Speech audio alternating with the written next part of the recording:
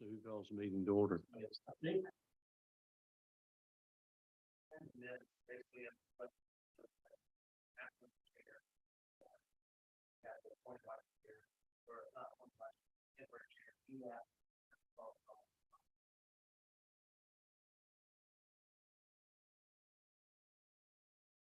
Good evening, everyone. This is the City of Green Planning Board. We'll begin this evening by calling the meeting to order. Also with the provision that there was apparently a glitch in the election of the vice chairman last week. So the first order of business, I would assume, would be to appoint a temporary chair Yes, sir. for this evening. So I'll let you all discuss that and make a nomination on whoever you all would like to appoint as temporary chair for this meeting. Once you have, I guess, a decision on whoever it may be, a motion in a second, and then we'll kind of run that again. So start with the roll call after that. So I'd like to make a motion, Mr. Wooten, act as a temporary chair for tonight. Do we have a second? I'll second. All in favor? Aye. All opposed? easy enough. All right. Go ahead and do the roll call, please. Tony Bailey, Here. Pat Huffines, Here. Mike Benesh, Here. Dean Ward, Jerome Bias, Present. and James Stockard. And John Wooten present. Let's stand, please, and say our pledge of allegiance. Pledge allegiance to the flag of the United States of America and to the republic for which it stands, one nation, under God, indivisible, with liberty and justice for all. Thank you. Please be seated. We need to go over any of the board general meeting rules, anything like that. You can, but I think it's pretty much just along the lines of, you all are the planning board acting on behalf of the city and the city's business, and we will be conducting a public hearing this afternoon, and everybody will get a chance to speak. We will open the public hearing, allow people to speak, close the public hearing, discuss, make a motion, make a second and final decision. And that's probably about the most general overview that I could give everybody. So I'll take that one. All right, what he just said. Everybody good with that? Okay. First order of business, I'm assuming, would be to approve the minutes, September 19th meeting. I will note, I did receive some information from Mr. Stockard prior to the meeting. He did have one amendment to the minutes, being that he stated he made the motion on the Stonehaven discussion and you, Mr. Wooten, made the second. I believe it states in the minutes that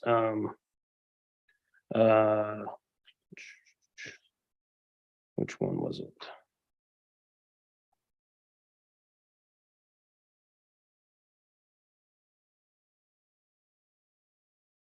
Oh, excuse me. No, it was for the text amendment. So it said Dean Moore made the recommendation to approve, but Mr. Stockard did, and you made the second.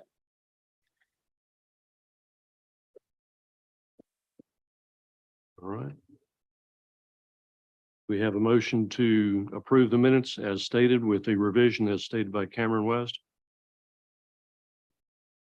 Or any other discussion? I can't make a motion. I was not here at that meeting. Yes, sir.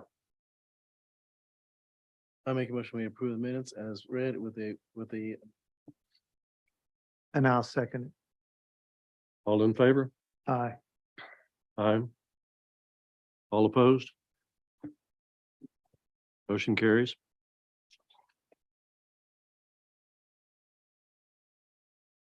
At this point, we have the new business. I'm assuming, Cameron, Yes, sir. get into that. I will. So as you all have in your agenda, a staff report with a summary basically stating that this is a request to rezone 7.8 acres at Sunset Drive, G Pens 888-480-6770, 888-4818184, and 888-480-8737 from R7 high density residential and R18 low density residential to CR conditional residential to construct 42 townhomes. The site plans to connect to public water and sewer throughout Sunset Drive. The development plans to have one access point, a private drive connected to Sunset Drive. This project is within the recommended density of the 3 to 6 dwelling units per acre, according to the future land use plan. TRC has noted that the piece of land abutting 147609 should be a type C. It notes in the summary of the staff report a type B, but it's actually a type C landscaping buffer rather than the D noted. And that is due to the fact that it is a R18 classification there with the home built on it. And that is the land use classification connection between the two being a C and not a D. It also is to note that on the plans, there's not really a distance shown between the buildings. According to what the development ordinance states, there's a 25 feet requirement between the two. I believe the applicants are asking for a 20 feet instead of the 25 in between the two buildings. And TRC has also required the utilities in the roadways throughout the development to be public and not private as noted on the plans. And sidewalk is to be installed along the full frontage of Sunset Drive, according to TRC notes. All right.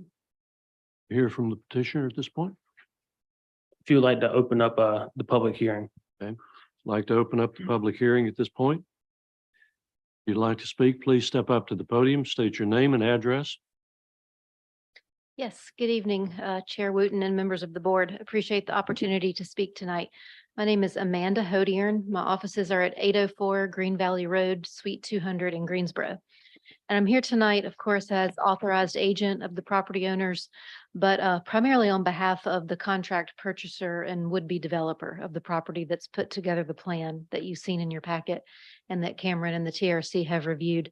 That developer is Triad Classic Homes. I have with me tonight Mr. Ned Pierce from that group, as well as his partners, and also already landowners who have purchased one of the properties in this assemblage, Mr. Chuck Jones and Dwayne Dasser. Those are, of course, familiar names, I hope, to the city of Graham. They've been developing here and around here for a long time and are excited to bring another project forward and have the opportunity to revisit the Graham jurisdiction.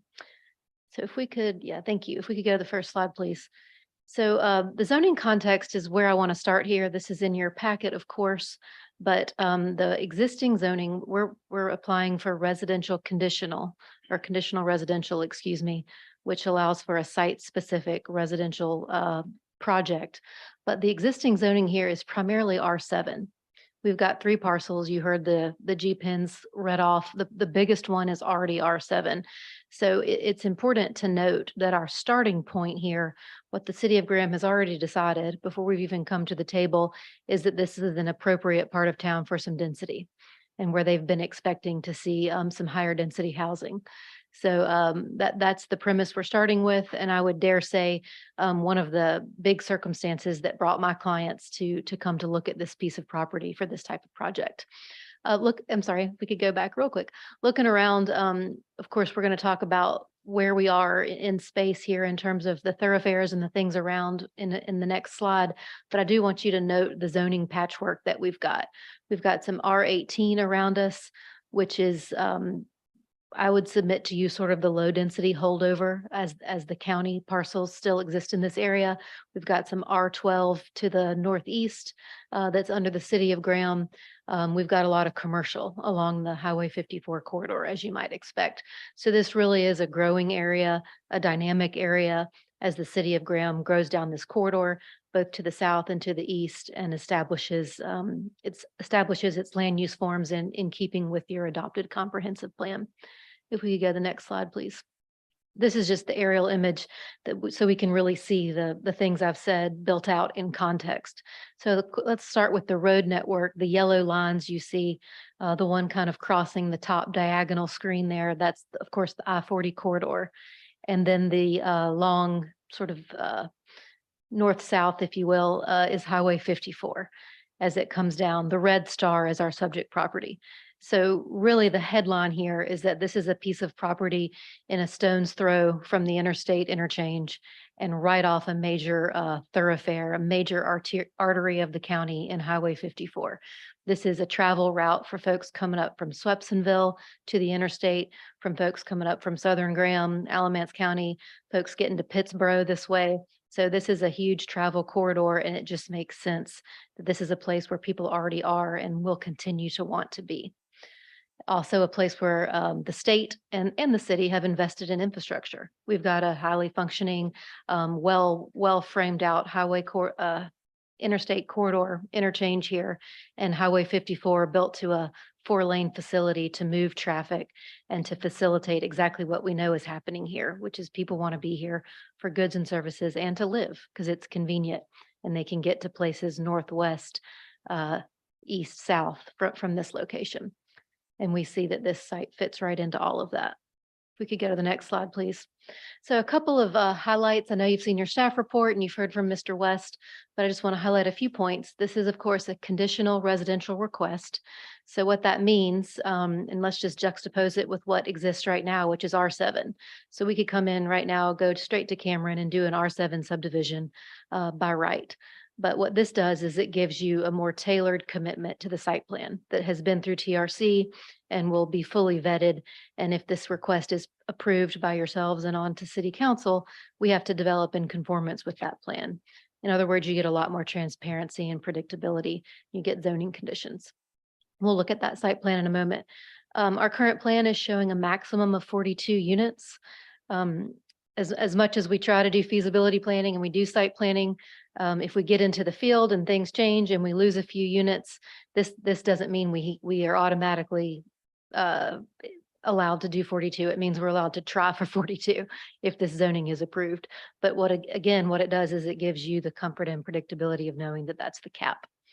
We've got internal sidewalks. Not only you heard Mr. West mention we're required to do the sidewalk along the full frontage of Sunset, but what really makes that meaningful is that our interior neighborhood will also have sidewalks.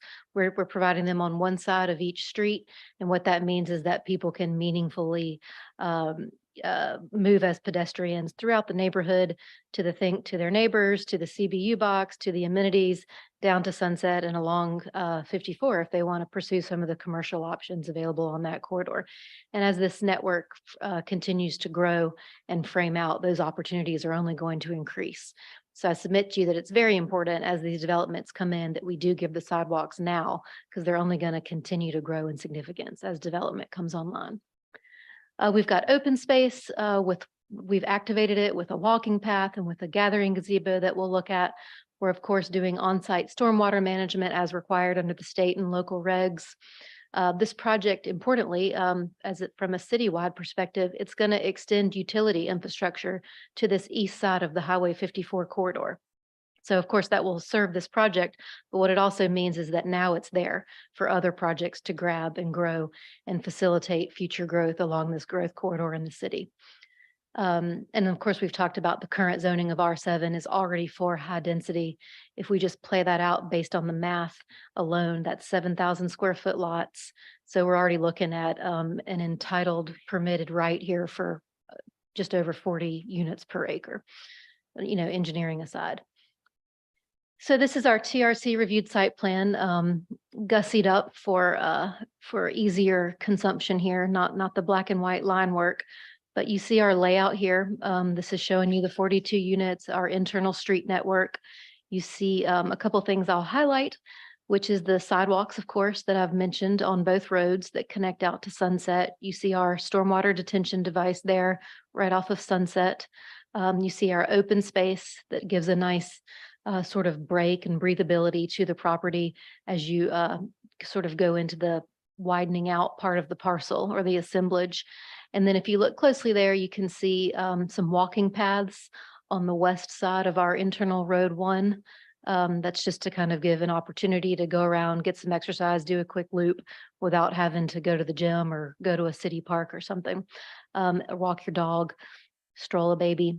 And then on the other side of the open space, we've got a connection point coming off of Road 1 that allows a walking path down into that big open space area that you see on this map. And of course, we've got a nice shade structure or gathering gazebo there just to promote opportunities for community get-togethers and recreation. You also see, I'm sorry, we'll go back. You see our ample turnarounds that we've noted. This property does end or terminate there on the east side. So that's what that turnaround apron is for emergency services. And then you see the CBU area located in the northwest corner. It's got its own little parking spaces provided. So folks can pull out of the main traffic stream, stop, get their mail, get back in their car, and then go home. We'll go to the next slide. This is just looking up close at what the units would look like. There's a floor plan there. This is just, again, to provide a little color and context, but a few things I'll note here. These are all one-story homes. I know you hear this month after month. I certainly hear this when I work in Graham. People want this type of product for all kinds of reasons. They want something all on one level that lives easily. So I think this is a nice answer to that demand. It's got 2 bedrooms and then a flex room. What my client tells me, he's been building this and perfecting it for a few years now. And he tells me that flex room is great for if the grandkids are in town, you can unfold the futon and they have a place to stay. Each home can park 3 cars on its actual home lot, so off the road. And that's via a 1-car garage and 2 spaces in the driveway. So that's important so that we keep our streets clear. We've also got the activated recreational space that we talked about in the previous slide that's, well located throughout the development and very accessible to everyone. We could go to the next slide, please. Also want to highlight the comprehensive plan compliance that this project puts forward. You heard about this from Mr. West and in your staff report, but this of course does meet the future land use plan designation of suburban residential. We do that in a few ways. One, we're within the appropriate density range of 3 to 6 units per acre. We're just over 5 units per acre with the 42 units on 7.8 acres. The suburban residential district asks us to strive for communities that are compact, walkable, and diverse. So we've been through that, and I hope you'll agree that this project does deliver that. It's diverse in that it's offering a townhome opportunity here, where previously there's only single family in this particular part of Graham. It's walkable in the sidewalk network that actually connects not only to our amenities, but also offsite.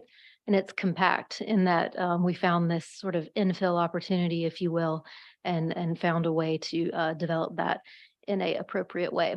And it's a connected community. We're connecting it not only to the utility infrastructure, but also to the road network and to the pedestrian network and to the neighboring land uses that make sense here. It also meets policy 5.1.1 for housing variety.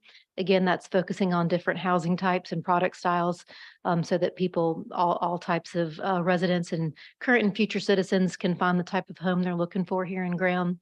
And policy 5.2.1 for diverse neighborhoods. And that really comes into play when you look, if you think a few slides back, when you look at the context of the area, we've got single family, we've got commercial opportunities.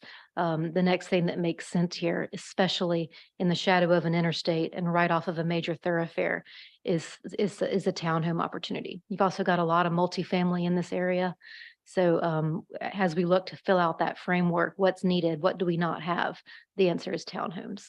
So we're pleased to offer that to the mix here. Neighborhood outreach. We did try to get some input from our neighbors.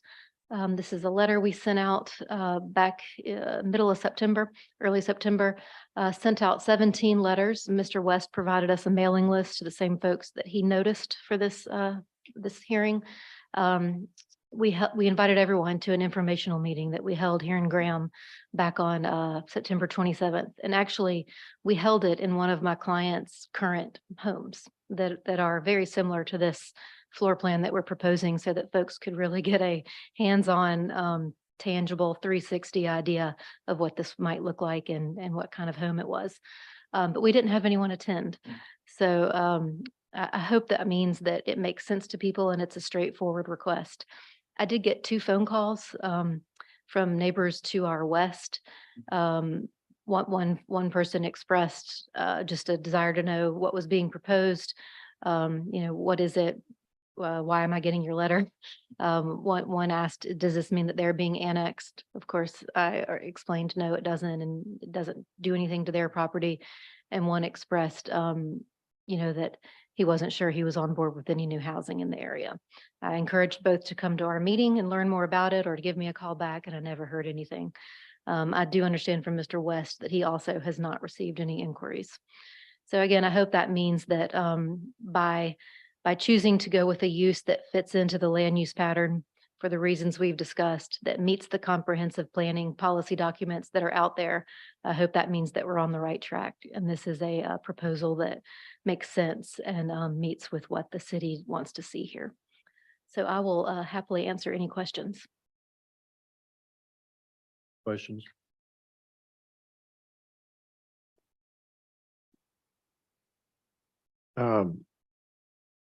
It's Hogan, is that right? Hodiern, I'm sorry. Hodiern. Ern. Yes, sir. Okay, I couldn't pick up. Soft N. Okay.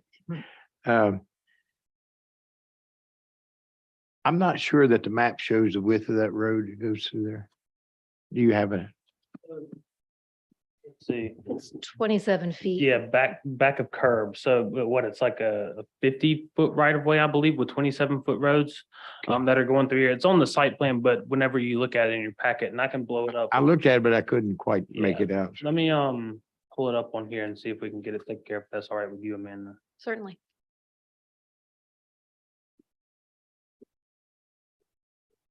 So yeah, you see we got our 27 back of curb. Okay, I see it now. All this is gonna be private as well throughout here. The roadways are at least.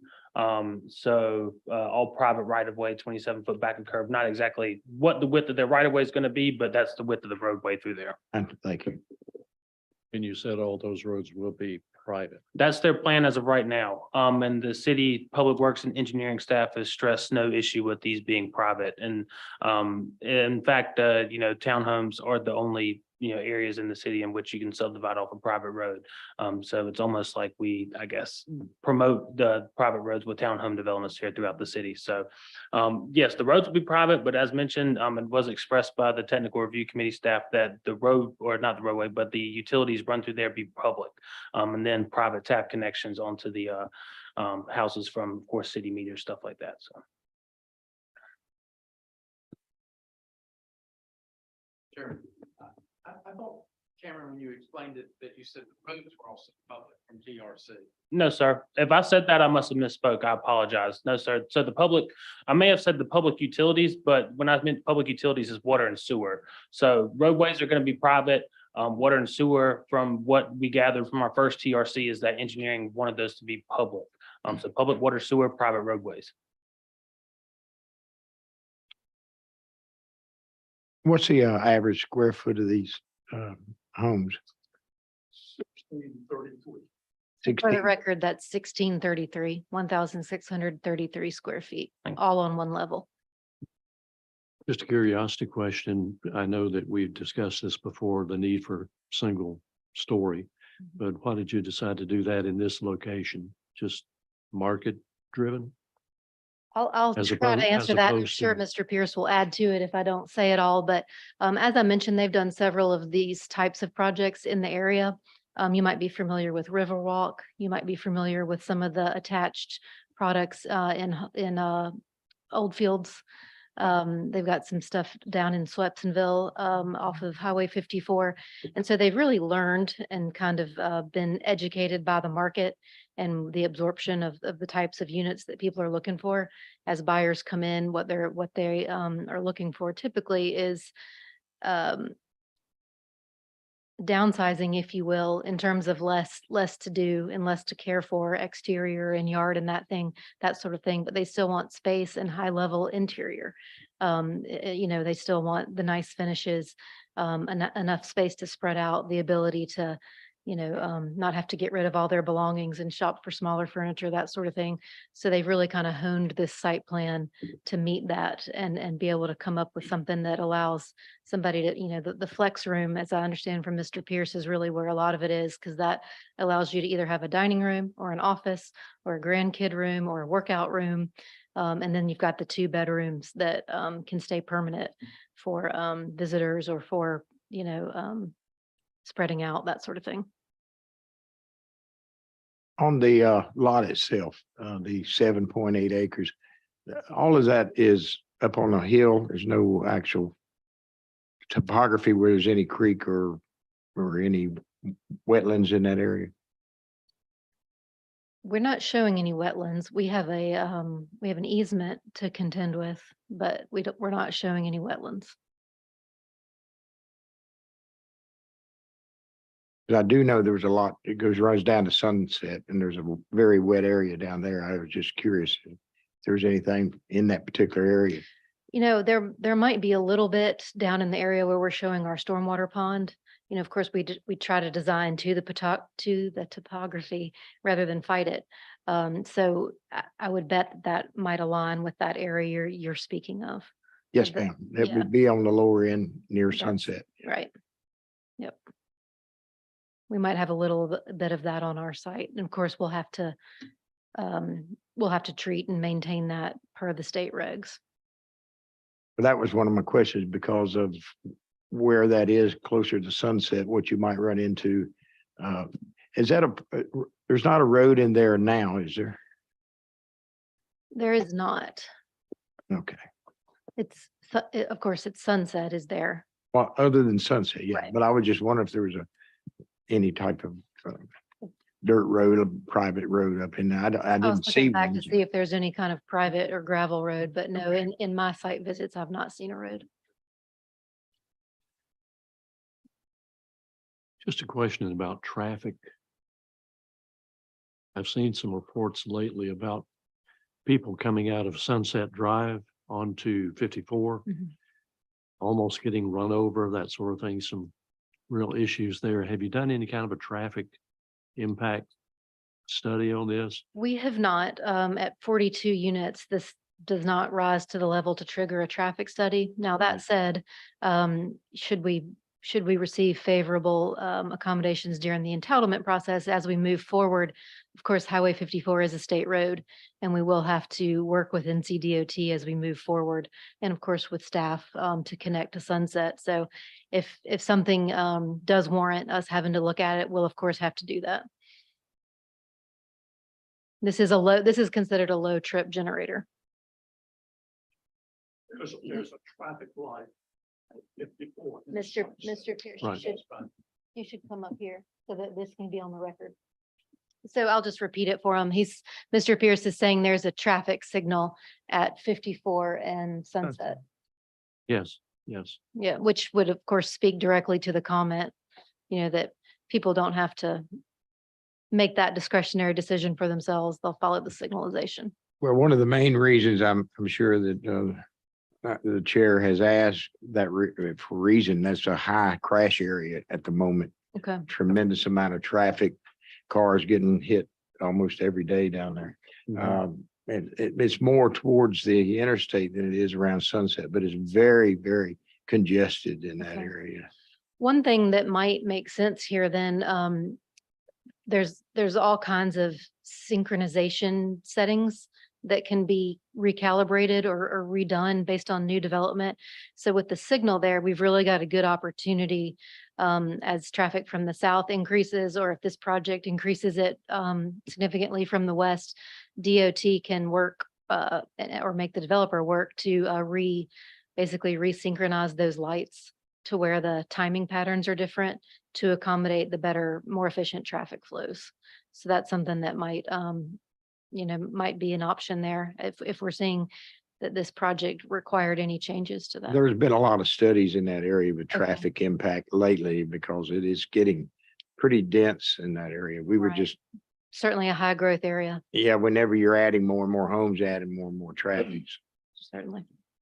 Yeah, I think that would be something for you to consider We'll ask about those and see. We'll talk more with Cameron about how that gets dovetailed into our process. Right. Thank you for that feedback. Any other questions, gentlemen? I have no more.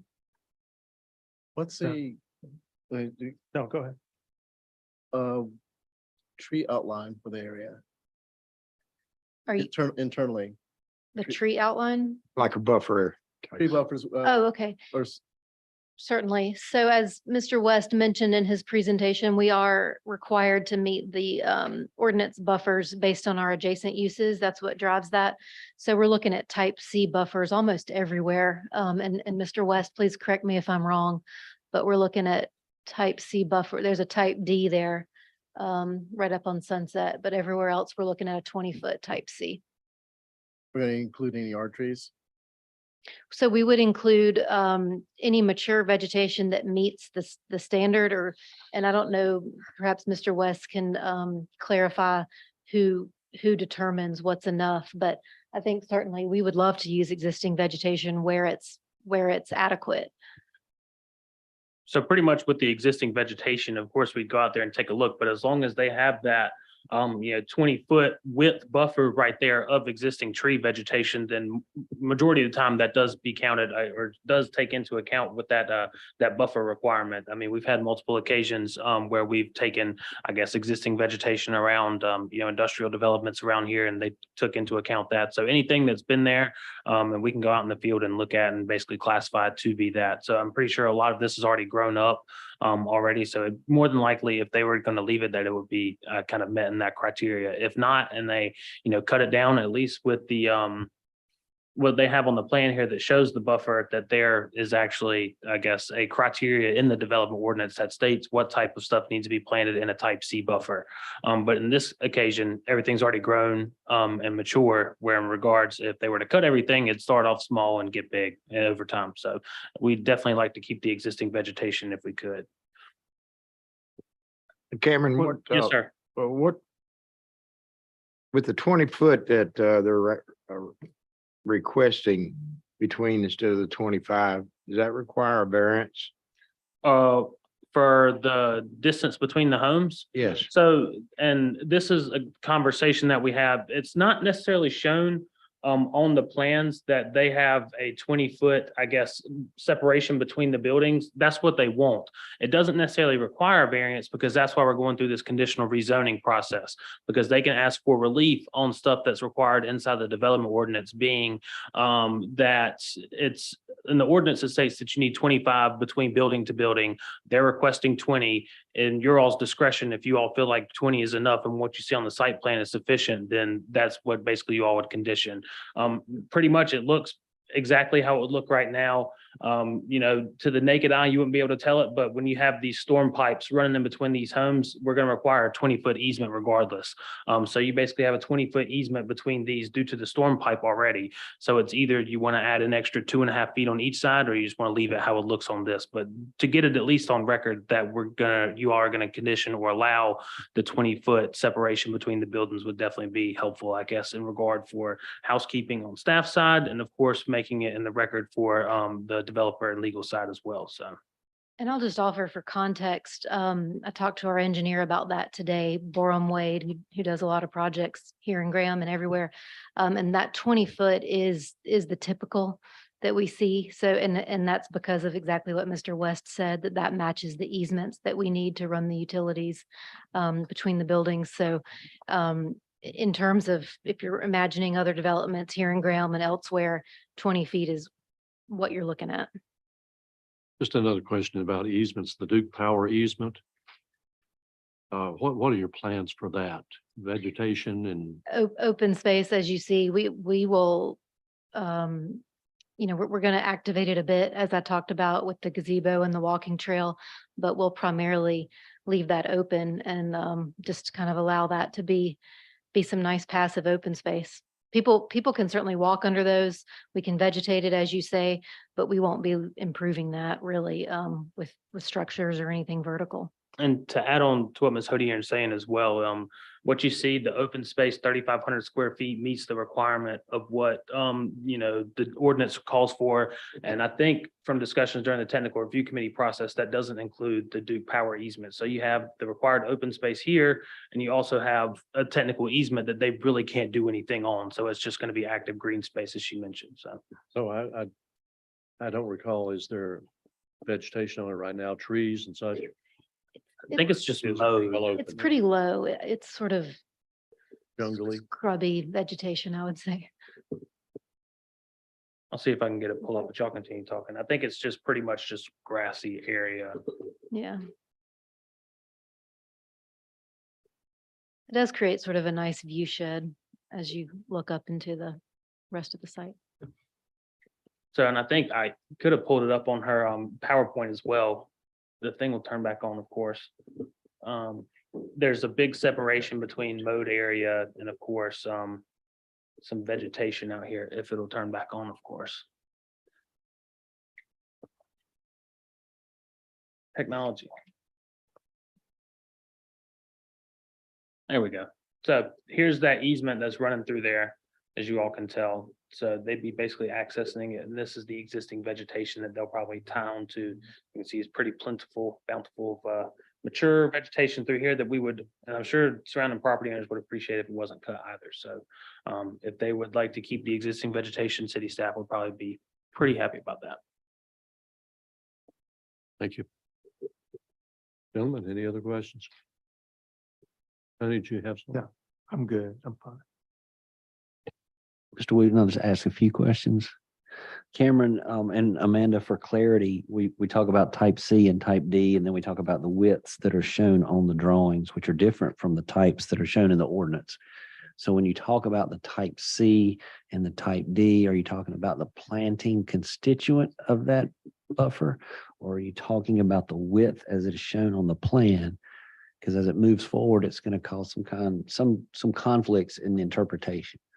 So we want to make sure that the presenter understands specifically that the dimensions are probably the necessity as they're shown on the drawing, as the homes are laid out, I assume according to the widths of the buffers that remain.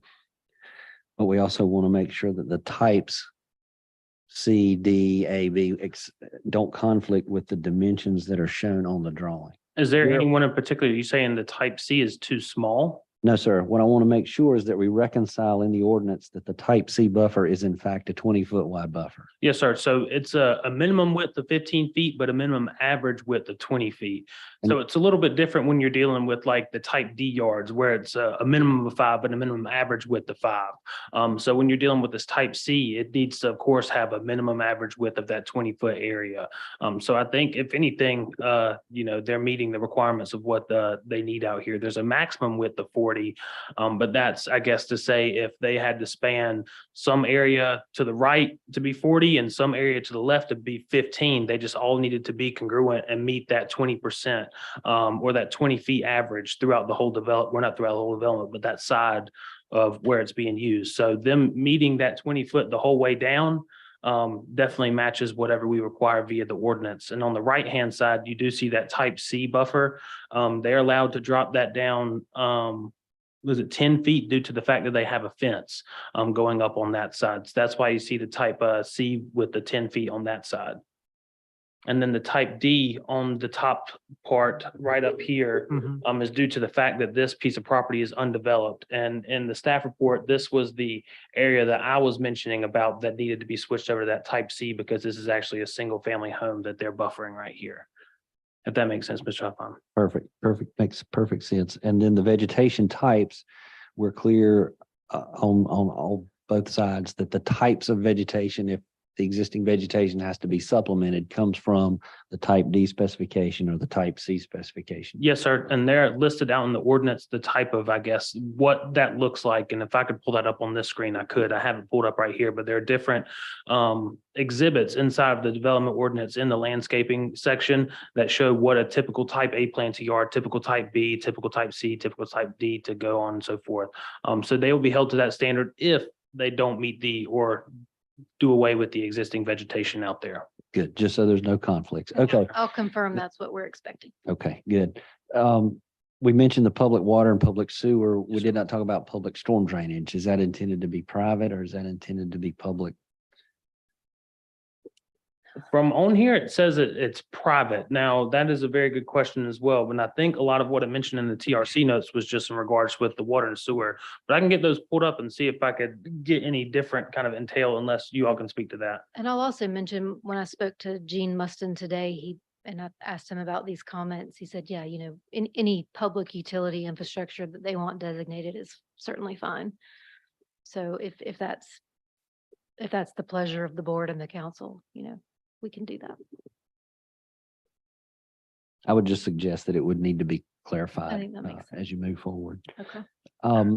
If I could ask a question, is Sunset a DOT street or a city street? It is DOT, I believe. So Sunset and 87, or not 87, but 54 are NCDOT. It is I guess, one of their, I don't know exactly how to put it, but they do have maintenance over the street over there. So, On Sunset. yes, sir. So it's So- pretty your typical just pavement to curb, no curb and gutter, ditches on both sides. So that's all around Sunset over there. So in conjunction with what Mr. Benesh was talking about in the street widths, 27 back to back in the private section, there's a connection to a 20-foot wide Sunset Drive that's a DOT maintained street. And in your attempts to acquire the driveway permit for the private street Road 1, I just wondered if DOT had sat in on the technical review committee and looked at units 1 and 2 and the distance of the driveway from unit 1 to the right of way of Sunset.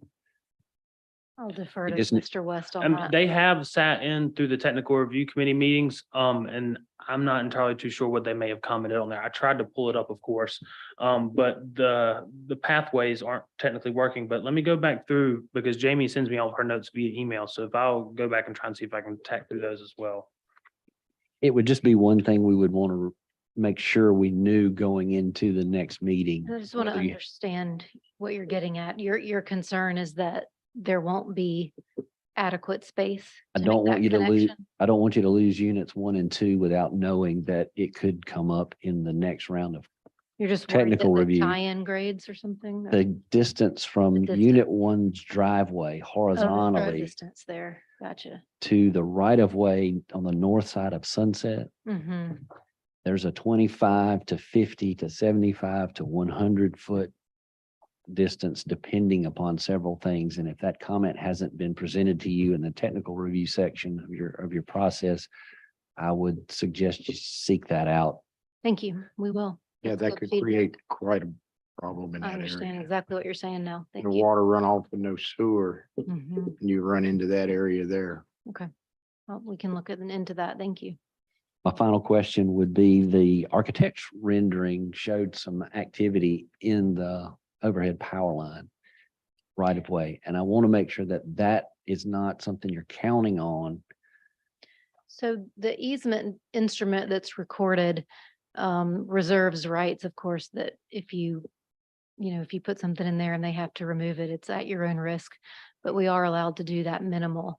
And as you noticed, we meandered it sort of without going under the exact true heart of the power line for that exact reason. But yes, we do understand that. But yes, we did check I checked the easement instrument and that type of activity is allowed. I have nothing else, Mr. Wood. Chad, from looking through the notes that NCDOT sent over, I don't think that anything was mentioned in that regard.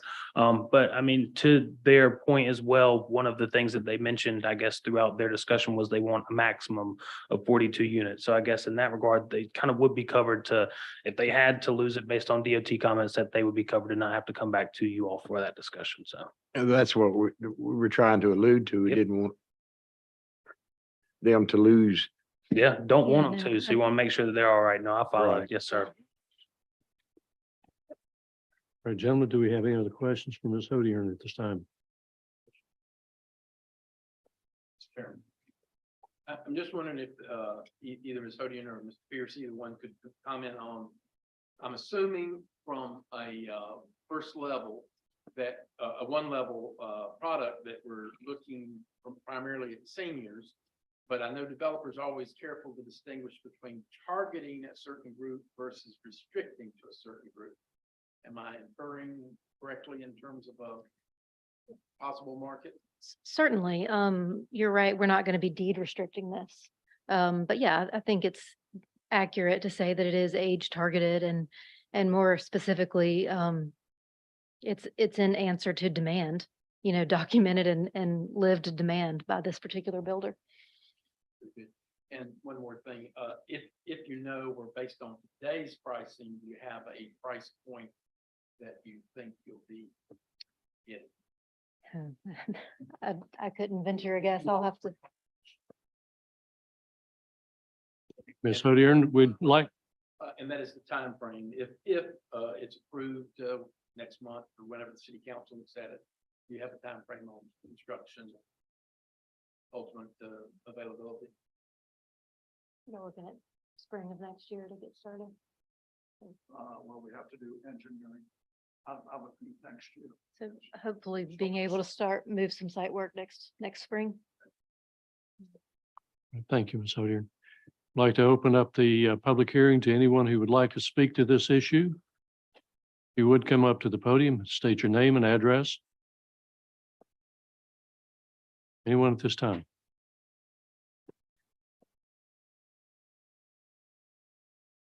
Have a motion to close public hearing at this time. I'll make a motion to close public hearings. I'll second. All in favor? Aye. All opposed? Discuss this among yourselves now.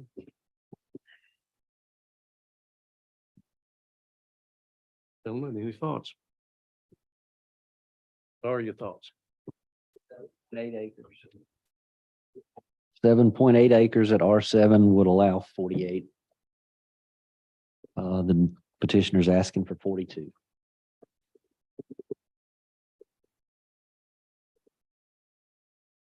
Seems to me that they've produced, if you will, or offered up to us to look at a very well thought out project. I don't see a lot wrong with what they're wanting to do there. It's just our concerns is to make sure they get the most that they can and the best product for the city of Graham.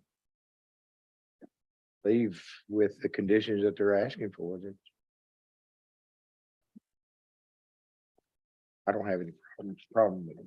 Ms. Wooten, do you mind if I interject? I know there was a question on the floor in regards to the difference between, I guess, the private and public storm water Yes. system. Yeah. Yes. In the notes it mentioned, if they were going to do the, it basically states that in the notes to provide a private access easement for the roadway and the private drainage easements for the storm drain system. So it seems like the private part of the storm drain was good, but we needed the public easements for, I guess, the utilities that are going in the ground, I guess, through there in the road, wherever they're gonna be placed. So Does that answer your question? Yes, sir. That helps significantly simplify the task ahead of routing water and sewer in a public easement without the interference of other utilities. One thing I just noticed on the south property line adjacent to the Duke Power easement at the toe of the slope, I do not see a landscape buffer type or designation given inland of the easement or along the property line. That might be on by design, it may be an omission. We just want to make sure either way, it's clear what the intention was there. There's ample room and plenty of buffering. That's not the concern. It's just that there is some specificity. Along that line. we're talking about this line right here. It's either going to be along that line or along the easement line north of that. Mhm. One of the Line. two. Yeah, buffer needs to be there. Along the northern side there. So, and that's, I guess, another interesting fact because, we have to take into account, I don't know if there's really a way or We can plant within the power easement right there. So it'd have to be supplemented in that regard. So it will probably be either brought up in this area, Yes. maybe supplemented somewhere else throughout. Amanda, I know you got,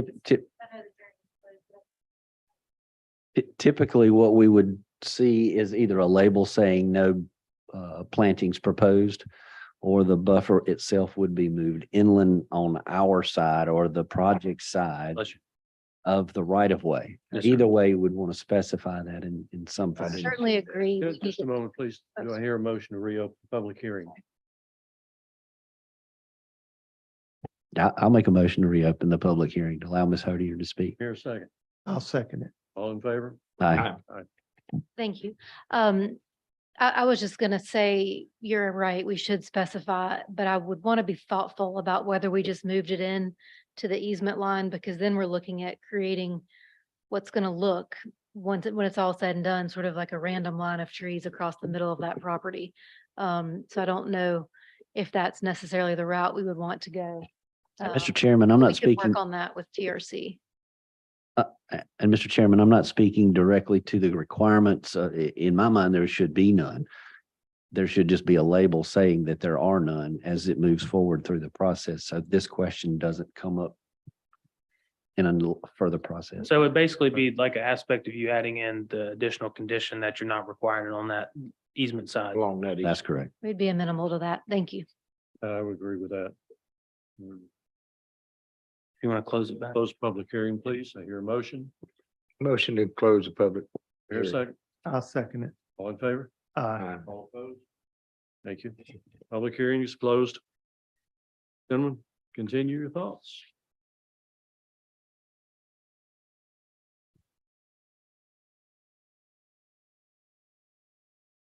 While y'all are thinking, I'll go out a few things.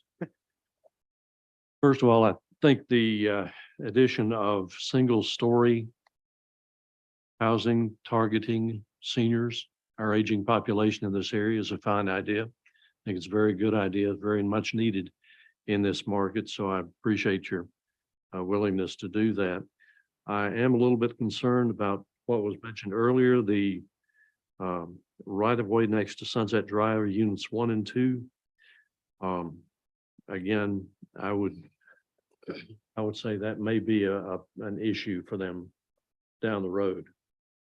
If the OT ever decides to make something more of Sunset Drive than what it is right now, or further development, that may be an issue later on. Could be, that's just speculation at this point. I'm okay with 20 feet between the buildings.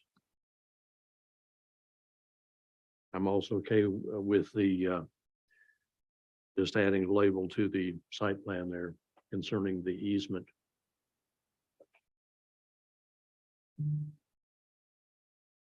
Other than that, I thought it was a pretty good plan.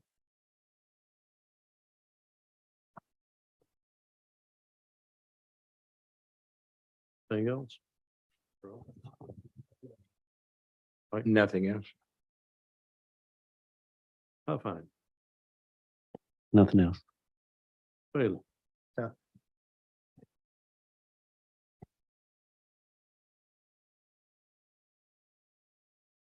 Look, last look.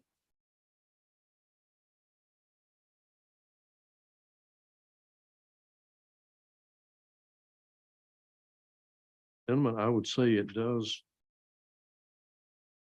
meet the of applicable policies in the Graham 2035 comprehensive plan. I think we could go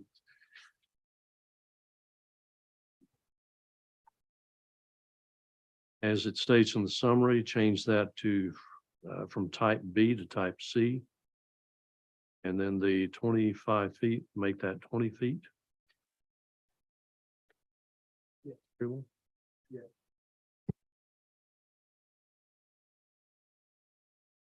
I took the liberty of writing something for the occasion. If somebody, since I'm not on the chair, if somebody would like to make a motion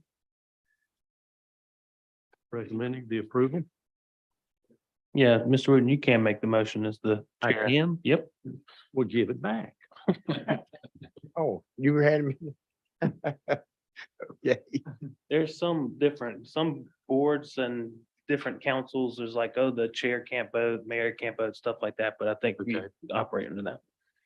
All right, I would like to make a motion to approve this request based on conformity with the applicable policies in the Graham 2035 Comprehensive Plan as stated in the request review.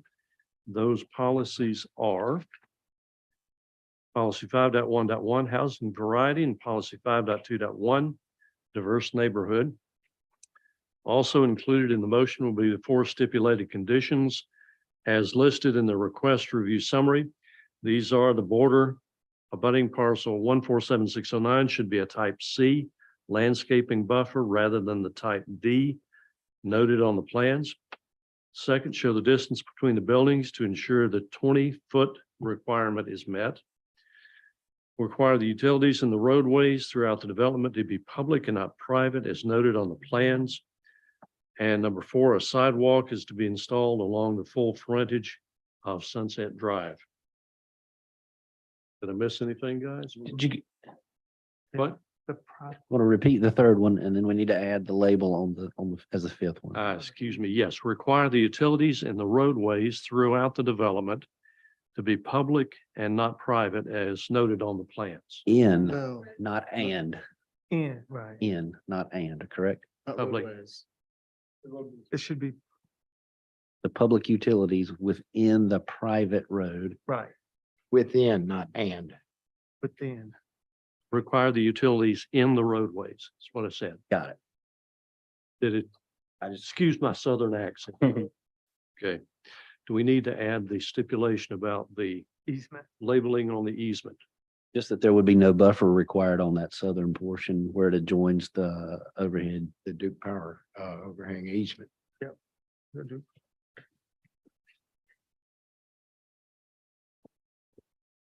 All right, so number 5 would be no buffer on the Duke easement border Is required.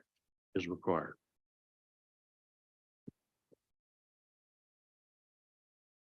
Got everything? Do I hear a second? I'll second. All in favor, say aye. Aye. All opposed? And the motion carries. awesome, thank you. Thank you very much for your attendance. Let's see. All right, we have now public comment on non-agenda items. Any public comment on non-agenda items? Staff comment. I believe I'm all good on my front, so y'all did a good job tonight, given the circumstances. I appreciate it. Do I hear a motion to adjourn? Mr. Chairman, I'd like to make a motion to adjourn. Do I hear a second? I'll second it. All in favor, say aye. Aye. Aye. All opposed? Thank you and good night.